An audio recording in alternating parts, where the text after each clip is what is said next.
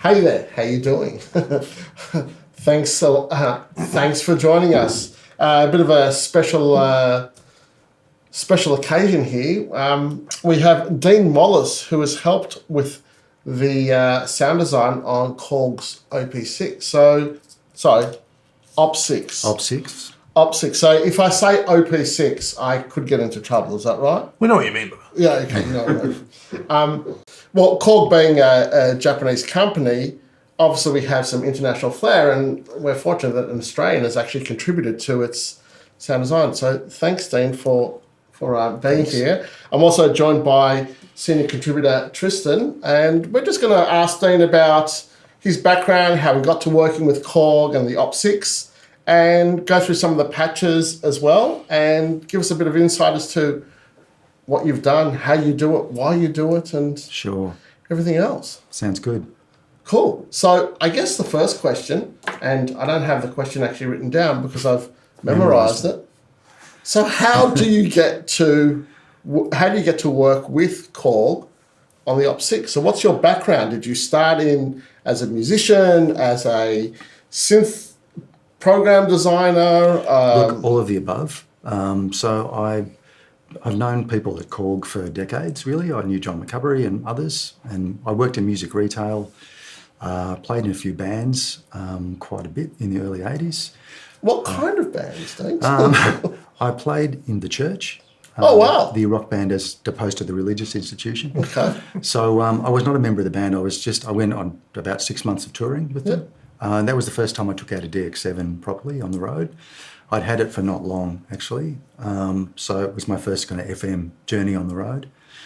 And I ended up, when I came back from that, I ended up doing a lot of MIDI consultancy because a lot of people were and still are quite confused about how to connect MIDI stuff together. I played in a band called Talk That Walk. We did our obligatory one appearance on Countdown and sunk into the mist. We had to deal with Warner's, but that kind of sunk. And really, I mostly was consulting as a programmer, really, more than a player. And that was really for FM and everything else as well, everything else that was going on at the time. I like the sound of this MIDI consultancy operation. Well, it was such a big deal because Yes, I did some work for Phantom of the Opera because they got... they imported their whole rig from the UK, and no one knew anything about it. They just said, we've got this stuff. And some of it was quite exotic. I don't even remember what it was. But they had an entire DX7 there just to go the bell sound, you know. So do you come to doing all this stuff? So do you come to working with all this stuff through and learning about this just by being, a keyboard player or, a synth enthusiast, or is there some formal training that you've had? Or no, I've no formal training. No, just through my nerddom intersects at several levels. So cool. You know what I mean? I was just into synthesis for itself, right? As apart from music, really, just from a sound design perspective for a long time. But I did end up playing a lot because that's what you do. But in reality. I was mostly a programmer, mostly a sound designer. And then recently I've been playing with Real Life, this pop band called Real Life, who had some big hits in the early 80s, different hits in various territories. And so... so did they send you an angel? Or? They sent me an angel and they caught me when I fell. Okay.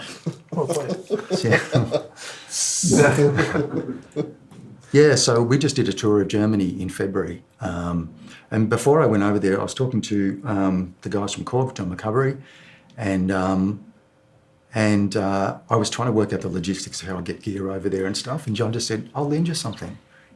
Okay, fantastic. Easy. So that made it really easy. Cool. And then when we came back from the tour, we managed to get out of Germany just before all the borders came down. We just got it out in time. Wow. So you've been on the outside. You've been outside of Australia. Yeah, in the last, a year ago, yeah. What's it like? It's weird. So when I came back from that, John said, I know you love FM. We've got this FM synth coming out. I've got this early Frankenstein version. Do you want to have a look? So I started playing it, and it was a very early version of the operating system, so it was a bit buggy, naturally. So I started filing bug reports to Kaz and the guys in Japan, Kanamori and the guys in Japan. And when I was doing that, I was just making little videos and sending them patches and saying, here's what the problem is. And then so I had this maybe for a month or something. And then they came back to me and they said, can we buy some of those patches? And I went, sure. So that was when I thought, I'm not just mucking around these things. People are actually going to use these things. So I need to work on this some more, because I was just experimenting. There wasn't really a manual for it. So the early version of the OS and just a sort of a PDF thing that just contained a bit of an overview of the different synthesis. So a lot of it was just sort of trial and error, really. Yeah, there's a lot to trial and error in that. There's a lot to trial and error. It's deep. So there was a lot to trial and error. So I just kind of did that. And then eventually I sent them a set of patches, and because all through this, so the sound design team is, Luke Edwards, Richard Devine, Francis Prev, a bunch of other people. And so they were all, every new update, there'd be new patches coming in. And so I didn't really know how to target any of it, really. But it's good company to keep. Absolutely. So did you have any discussions with the other? No, it was very isolated, and towards the end it was pretty quick for me, because I came in a bit later, and they locked down the patches like quite only a few weeks later. So so I submitted a bunch of patches, and they chose the ones they felt filled the gaps that they had. So that's kind of how it landed, really. And that's quite interesting, because I've read some of the history of the DX7, and when Yamaha had created the DX7, they got, I can't remember who it was, from the US to create the patches, come over to Japan and create the patches. They literally had, I think it was like less than a week, it was 4 days. Sure. They had to create 128 patches, and that was it, Was that Dave Bristow? Was that Dave Bristow? I think so. I was testing my memory, but something like that. And I remember, like, the whole story was, it was just like, in insanely short period of time just to do all this. So it's interesting now, if we fast forward to today, and it's almost a similar story as well. It's all kind of quite expedited. It's a bit accelerated. Yeah. And the tech has increased in complexity. Exactly. In the meantime. Yeah. Exactly. And there's this thing called the internet as well, Yeah. Yeah. Well, that was interesting. So that became the DX7 factory library. Yeah, they were the first 128 patches, which is still being felt today with that e-piano and the brass, all of that stuff. Oh, yeah, There's exactly. a book called FM Theory and Applications, which is by Dave Bristow, who I think is who you're talking about there, and John Chowning, the originator of FM, which covers all of the heavy maths. It's actually a great book. It's kind of out of print now. You can find PDF copies of it. But it really talks about how to work with FM in the sense of how to understand the harmonic structure of it, which is really good. But sometimes it's really hard to know what to do with it musically, So I think that's what sort of held it back a little bit. It's just people understanding how to apply it. Absolutely, yeah. Taking this tech and making it sort of artistic. Yeah, exactly. Yeah. And why, just before we go to Tristan, sorry. So what was the lure of, FM synthesis over, say, analog for you? So I got a DX7 in 83 or something. At the time I had a Roland SH7, a KORG Monopoly. Yep. And I had a share household with a studio. We had an MS-10, bunch of drum machines. Do you still have the SH7? No. Do you know, there's a whole sub-story about here, things I regret selling. Okay, that's an entire podcast. So I don't have the SH7. That was a classic, great synth. So I had these at the time, but the thing was, at the time, analog synth, this is hard, it sounds sacrilege now, analog synths kind of all made the same sound. When I walked into a... Oh, yeah, sorry. My heart skipped a bit. Sorry about that. Go on, say that again. I walked into a shop where there was a DX7, and I played that bell sound, and I thought, how do you do this? Yeah. And the koto sound, the plucked string stuff. I just thought, I can't imagine doing that on my Monopoly or my SH7. So that was kind of really what I just thought, this is new territory. This is unexplored territory. And that was really exciting. So I kind of sold everything and got this DX7. And I started playing a little bit. I didn't have much time. When when I got it home, I thought, I don't want all this naff brass stuff. So anyway, I kind of deleted all these patches. I mean, I had backups. Yeah. I deleted all these patches and kind of started afresh, really.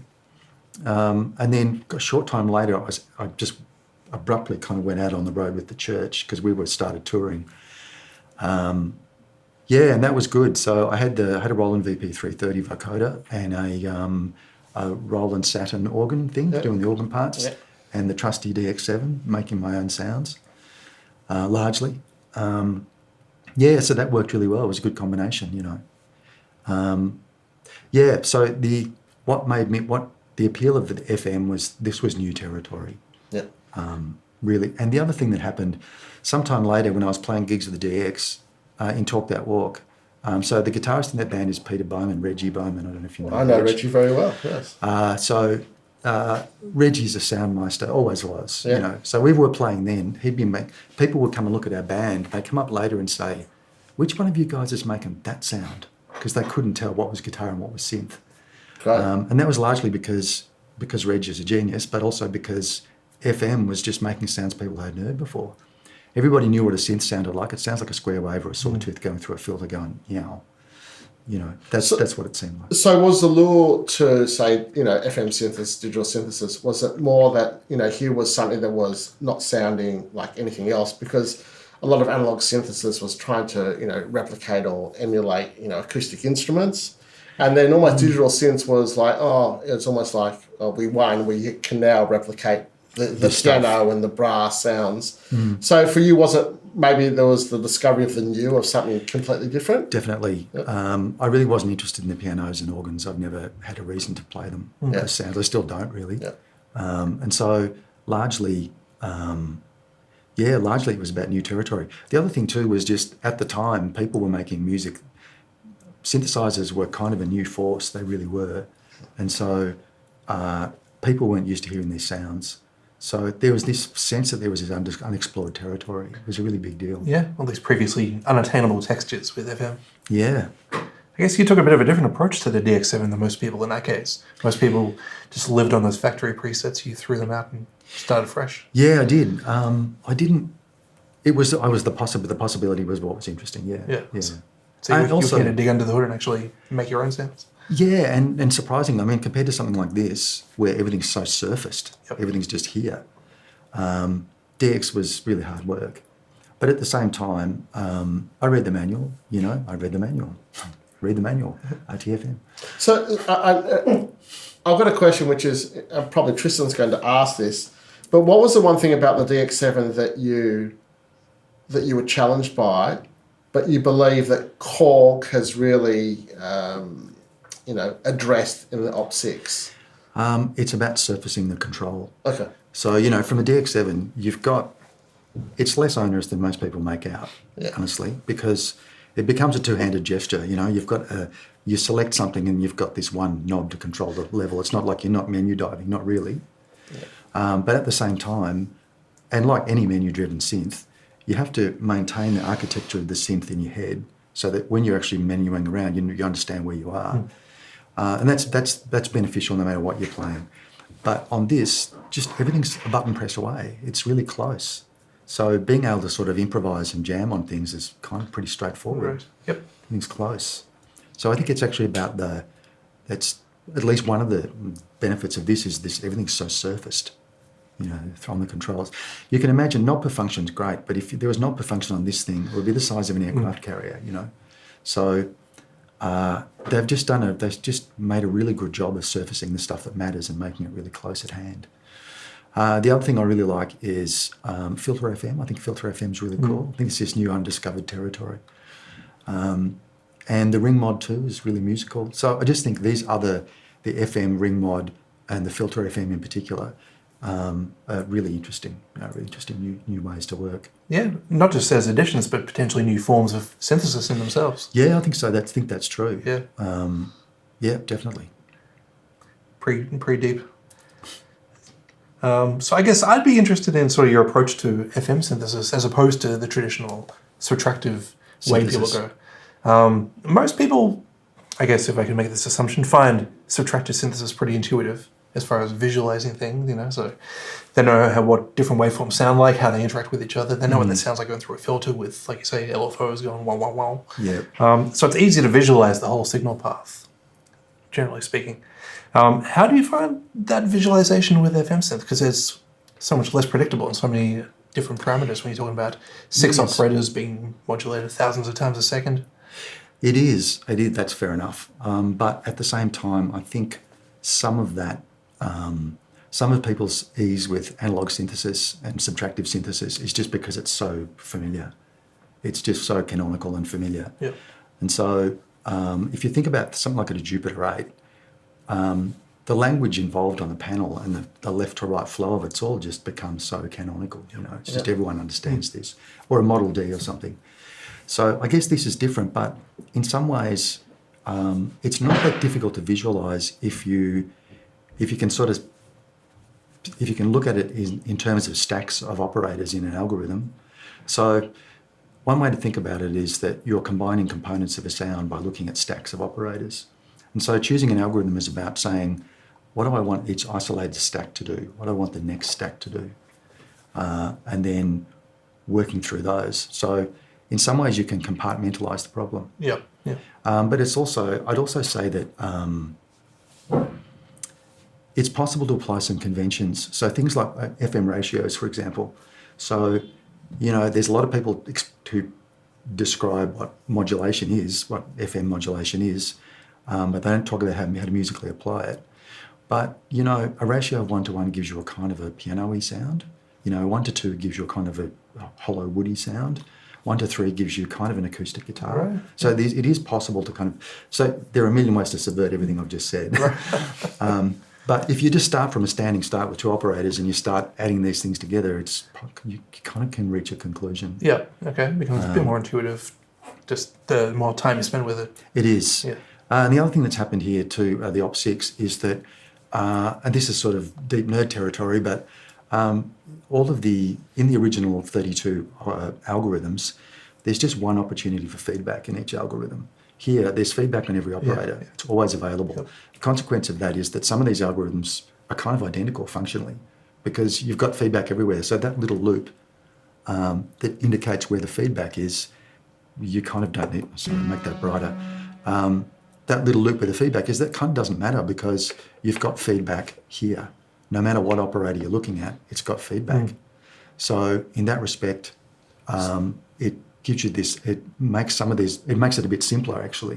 You don't have to be juggling the algorithms all the time. So for those who are playing at home who don't know what feedback does in an algorithm, is there a simple way of explaining it? I can demonstrate it.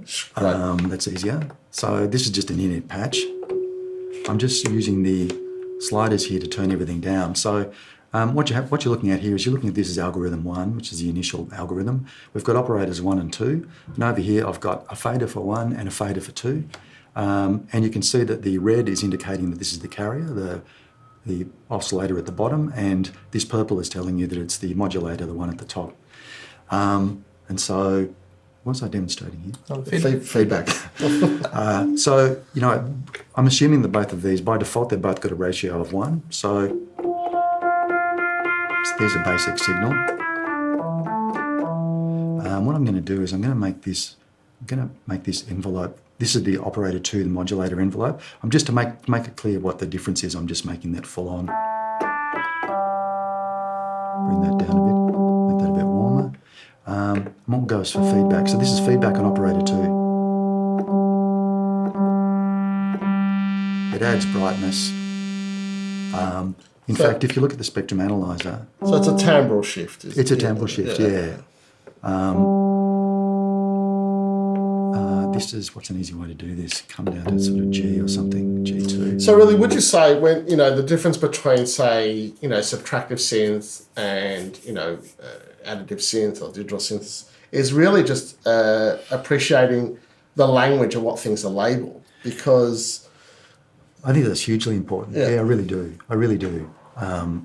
But notwithstanding, I agree with what Tristan said, which is that the the subtractive synthesis, it's actually simpler. By its nature, it's simpler. I just think there's less going on. Yeah.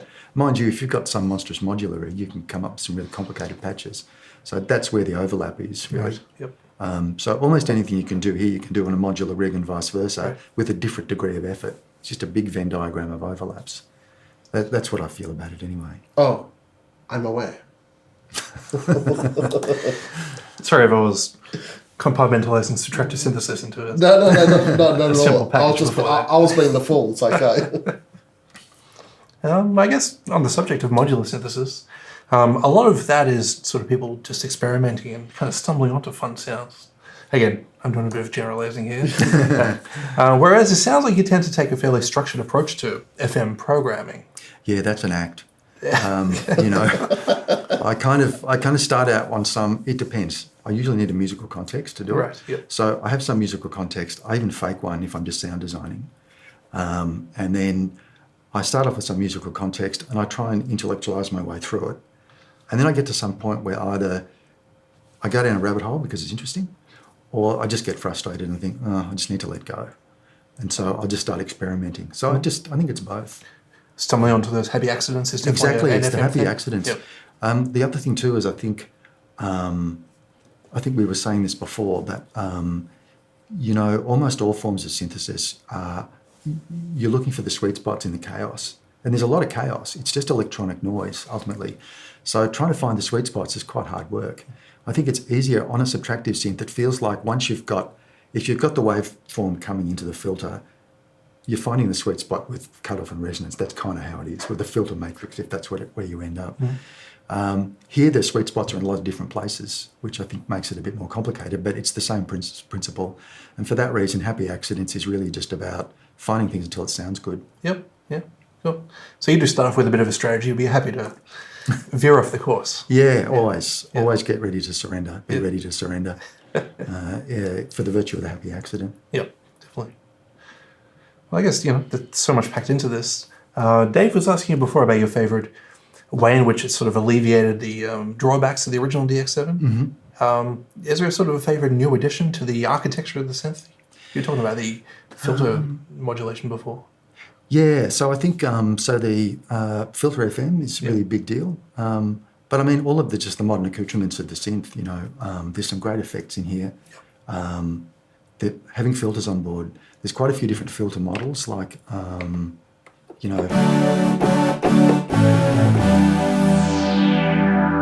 does all of the subtractive stuff, like a whole bunch of subtractive stuff.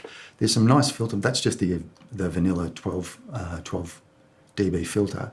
There's a little Poly 6 filter in here that I really like.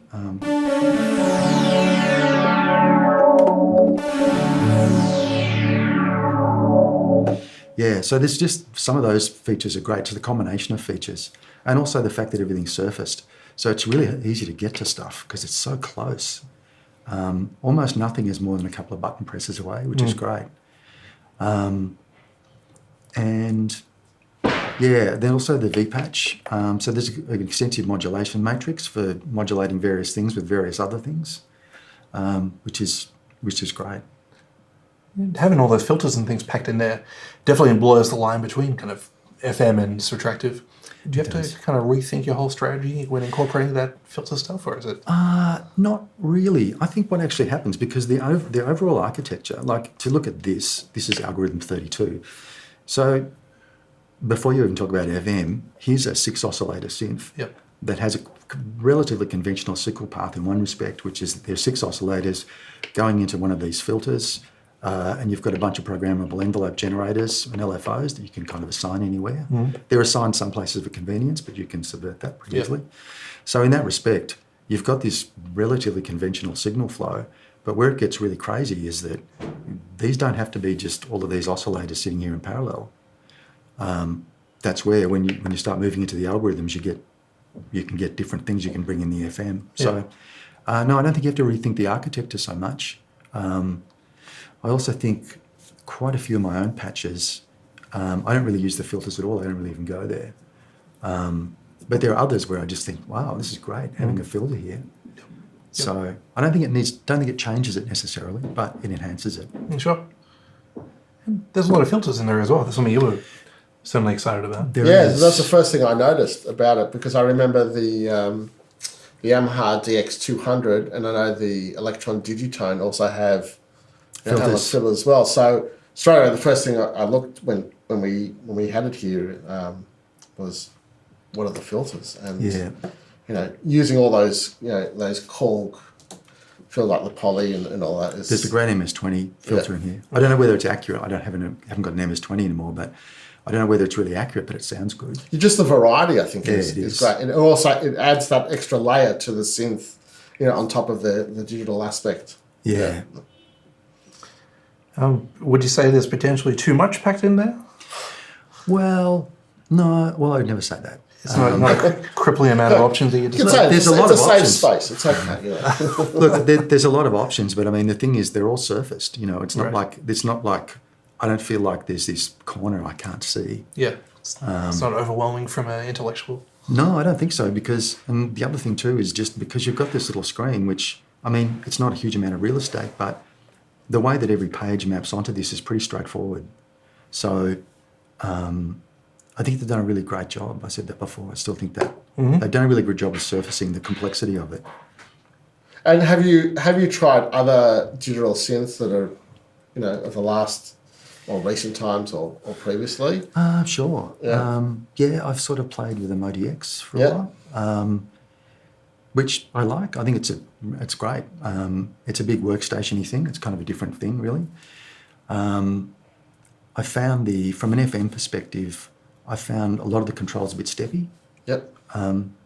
Is this okay to be having this conversation? Yeah. Sure. so- of course, we need that insight. I found the controls a little bit steppy Yeah. in some ways. So things like feedback, I think it goes from 0 to 31 or something, Sure. which just, I don't know, it sounded steppy. And I had a little bit of a play with their improvised sort of patch mangling thing. You've got the thing on the screen that lets you blur patches together. Yeah. What's the word? Interpolate between patches. That was pretty steppy as well. Having said that, it's got great envelopes. It sounds really clean. It's got all of the other great. I really think the AWM2 synthesis is really good. And I guess that's why manufacturers will continue to make synthesizers. Sure. Right? Oh, sure. Played with the Digitone a little bit. Really like the sound of that too. Yeah. I like having more operators. But that sounds really good too. And we're talking about your previous time in retail, and I remember the JD800, the Roland JD800, which actually had, it was a digital synth, but had all the, the sliders and, front panel controls. Front panel control. Yeah. So did you ever try the JD800? No, I didn't actually. I sort of skipped. I had a few breaks where I sort of skipped the technology for a while. Okay. Yeah, I guess if you wouldn't mind, are there some of your favourite patches inside here that you wouldn't mind giving us a bit of insight into the sound design of? Yep, no worries. So this one is called Bright Plectrum, so I'll just play a bit of that.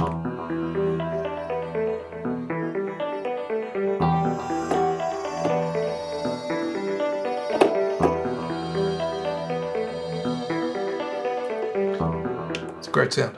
Thank you. So there's a couple of components to this. So we're here in good old algorithm 14. So that gives us Algorithm 14.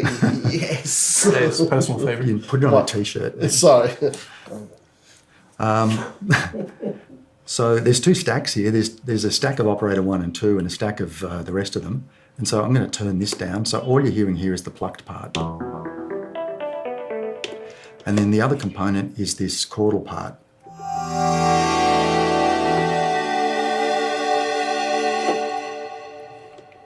And so this first part, that plucked part, I'm going to turn that down again, the other part. So this plucked part is using the filter FM, which is quite cool. So I feel like this is a bit of undiscovered territory. What's happening here is that operator 1 is using a sine wave, and it's got in filter FM, and that filter, the cutoff is being modulated by operator 2. So if I pull out operator 2 here, we're just hearing the original signal.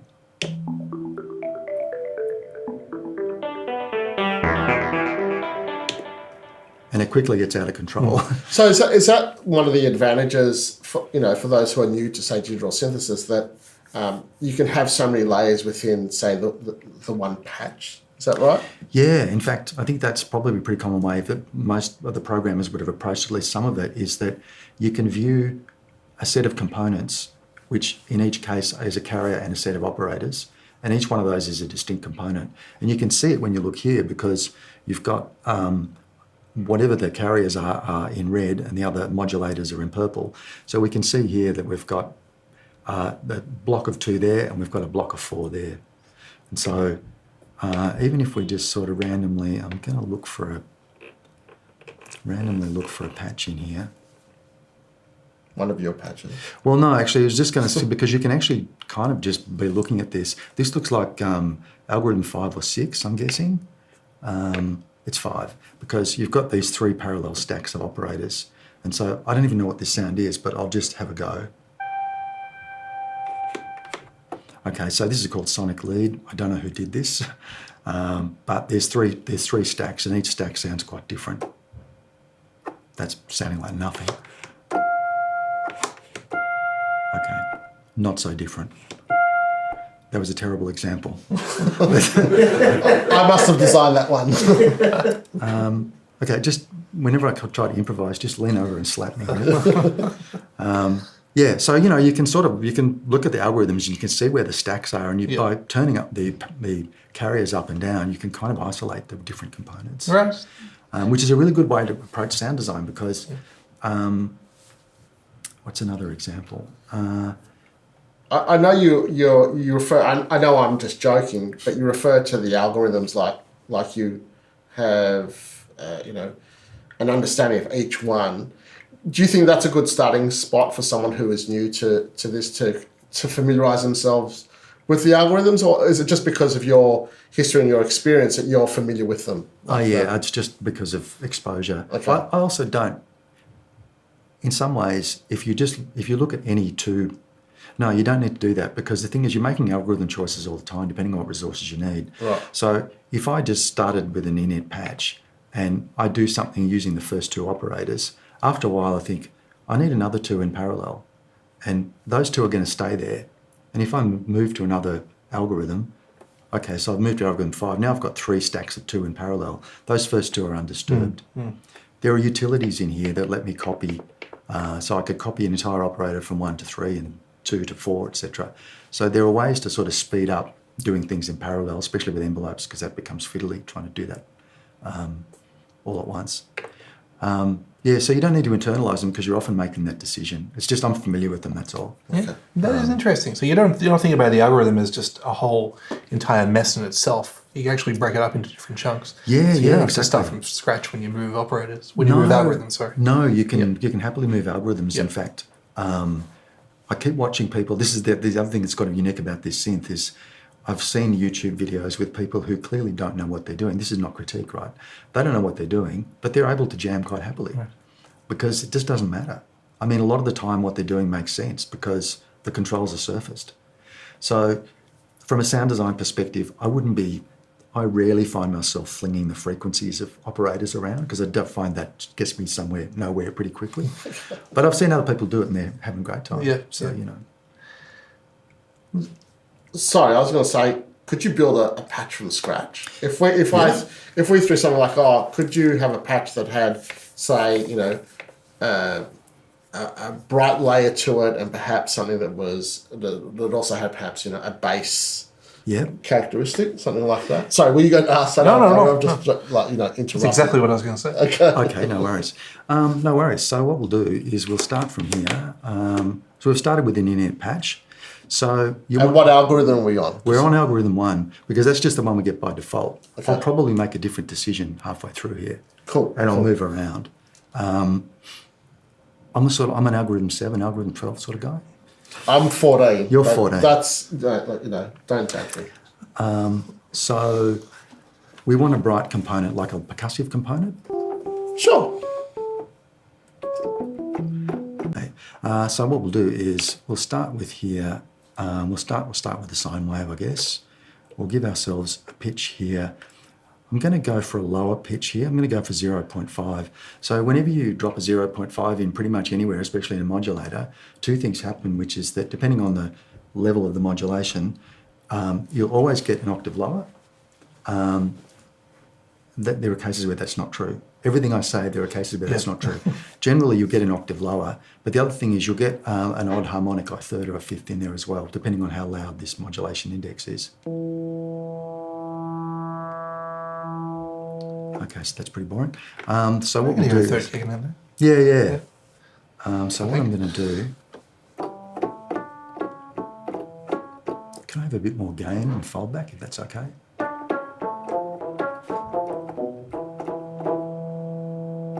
Okay, so what I'll do is I'll pop a bit of release on here. I'm going to pop a bit of release on the modulator as well. Now, excuse my ignorance. Yeah. Can each operator have its own filter? Is that Each operator can have its own filter when you're in filter mode, right? Okay. which... So it's probably something for the manual, but you know. Yeah, okay. It's a different method of synthesis, Yeah. so you can have filters in there. It's particularly good for formant frequencies like vocal sounds and stuff, because you can have multiple resonant peaks all over the place, which is quite powerful. Yeah. Sorry, let's interrupt. So I'll keep this. I might even put a bit of feedback on that because I kind of want this a bit noisier.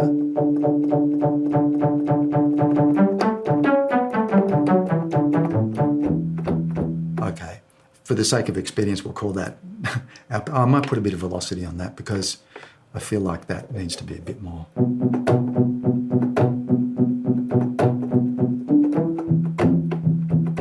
Okay, then we'll turn that down, move to our other part here. So what I think we want here is something a bit more continuously kind of paddy, I guess. That's not a great place to start. So I think what we'll do here is we'll actually go for, again, we'll go for 0.5. So it starts low, it brings it down. When a carrier goes to 0.5, it just brings it down an octave.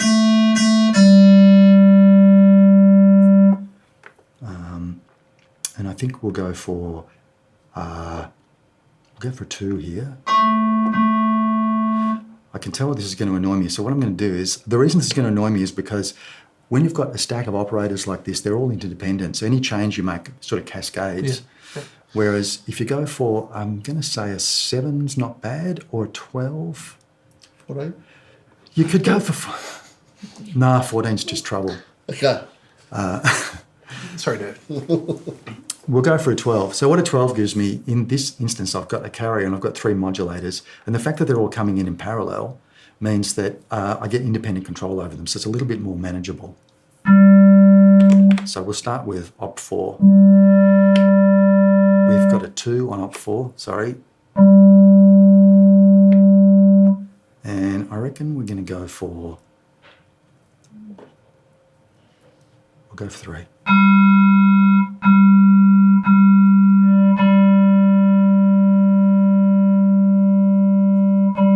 Okay, so we need to do some enveloping here because that's pretty kind of blunt. We'll go for an overall amplitude envelope for the carrier. So what I'm going to do is I'm going to go for slow on the way in. So, you know, it's a pretty ADSR shaped envelope. It's nothing unfamiliar about that.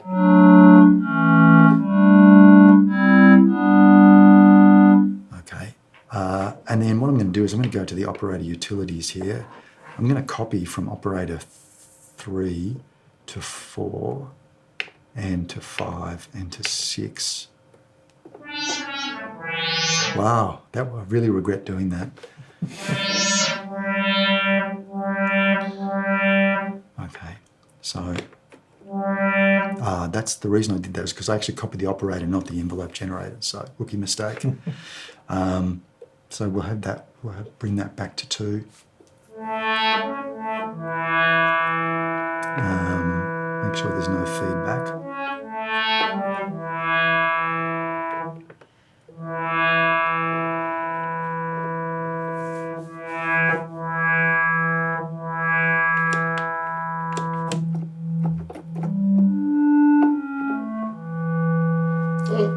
Yeah.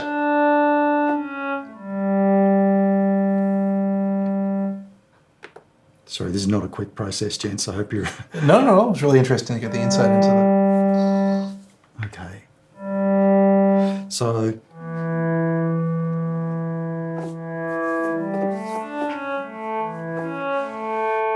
I kind of instinctively doing that. So I do need to actually, just to sort of stop myself from going insane. Your thumb is very confident on the mod wheel. I love a mod wheel.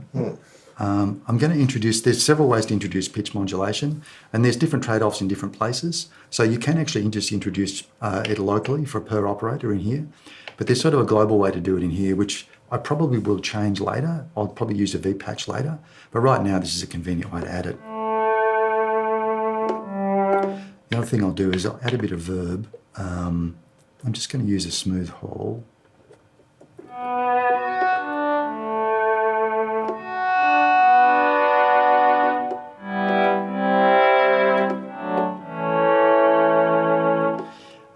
Next thing I want to do is add a little bit of detuning because I really want this to move a bit more. Sounds pretty static to me. There's a few ways I can do that. One thing I'm inclined to do here, this is the sort of get out of jail free card often, is to make the carrier a fixed frequency. So what I'm going to do is I'm going to make that less than, what's a good way to aim for this?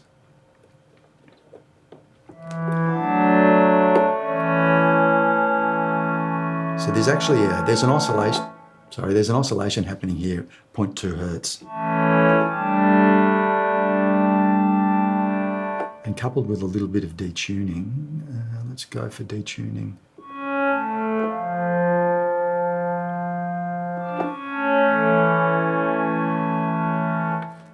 Bit of envelope smarts would be appropriate here too. I'm going to make that a little bit slower. This is 5.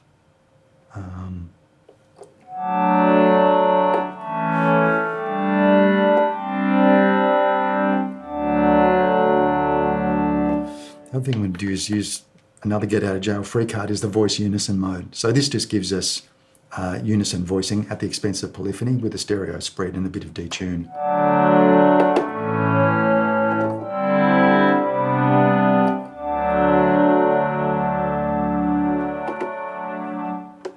Okay, a bit more verb. And we've still got the lower end. We do have the little percussive thing. Yeah. It's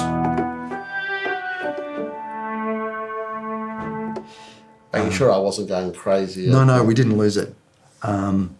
So at this point, where do I want to go? I kind of still think that sounds pretty coarse. I'm going to envelope that a bit more.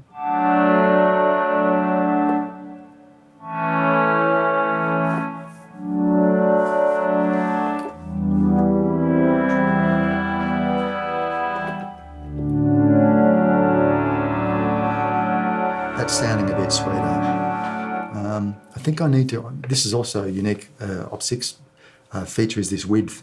So I wish I had have shown this earlier before I got this far. So width gives us, it gives us wave shaping effectively, even against a sine wave. So if we were looking at this on the analyzer, I'm not sure whether we'll be able to do this. Yeah, probably not. We'll give it a go. So I'm going to adjust the width of operator 4. Making sure that I'm looking at the right control here.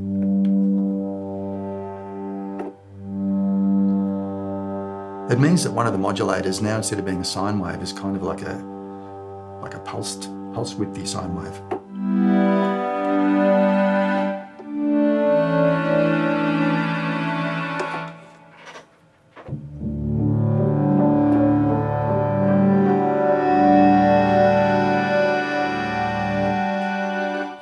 Going to win an award for that patch. Just note to self. But I think it's pretty amazing. I think it's pretty amazing that we've gone from a knit patch to something that has that kind of complexity. Mm-hmm. Yeah, well, that's... and I know it takes time, so I appreciate that, and I think that new users also have to will need to get their heads around. It may take some time, but here are the kind of results. Exactly. Yeah, that's true. So in terms of other patches, I don't know if this is actually any good. This could be absolute rubbish. I'm just really happy with this, the filter FM nature of this, because it sounds quite acoustic to me. It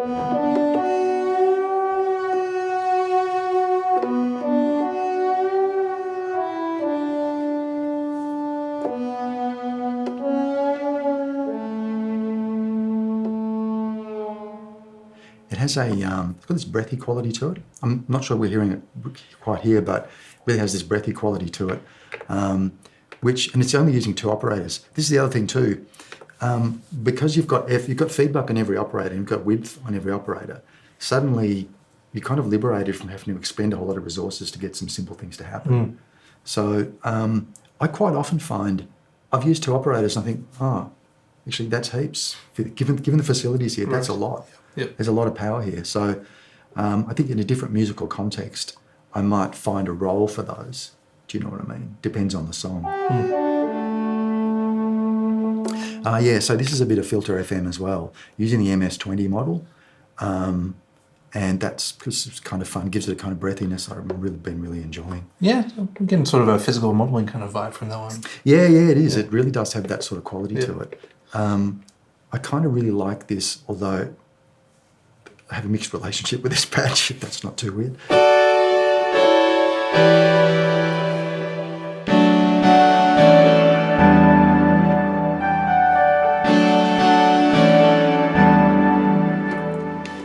The point about that is it's just 2 operators with some great effects and a really great filter. You know, so you get a lot for your And there's for no your resources. arpeggiation or sequencing there at all? There is. I was using the sequencer. So part of the patch generation process is when the sort of submission process is that the team in Japan, they make a selection and they come back and say, can you make some demo sequences for it? And I'm going, what the hell can I do in 16 steps? So I struggled with that for a while. And you're allowed to use automation, but you can't adjust your patch. So, whereas in a different musical context, I would tweak every patch. Do you know what I mean? But I didn't have that opportunity. So, so everything's got a demo sequence, so yes, that wasn't clever envelopes. That was actually just the sequence, which you can't see because I'm in the favourites mode at the moment. You've got a 16-step sequencer. You've got your 16-step sequencer there. Cool. Being able to jam with these faders is really cool. So I'm just have a jam on this. So this looks like this is 13 or 14 algorithm. So again, this is 2 stacks, one with 2, one with 4 operators.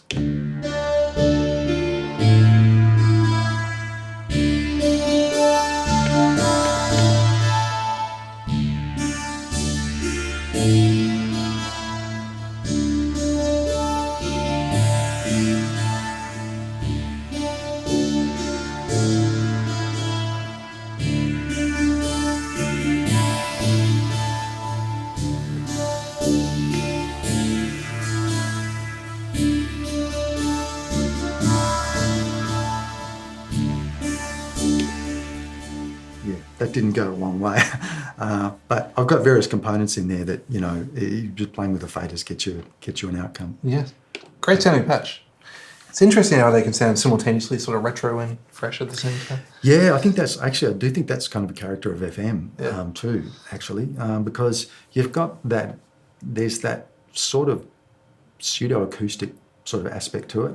There's that glassy, precise aspect to it, and then there's that kind of just really imprecise, really crazy kind of aspect to it. Yeah, it gives it like great complexity and being able to evolve over time as well. Yeah. I think it's almost like the holy grail of any form of synthesis is trying to make a patch that has this layers and complexity out of, one synth, even though we know in real life that no one is just using one synthesizer. True. But it's the depth is pretty incredible.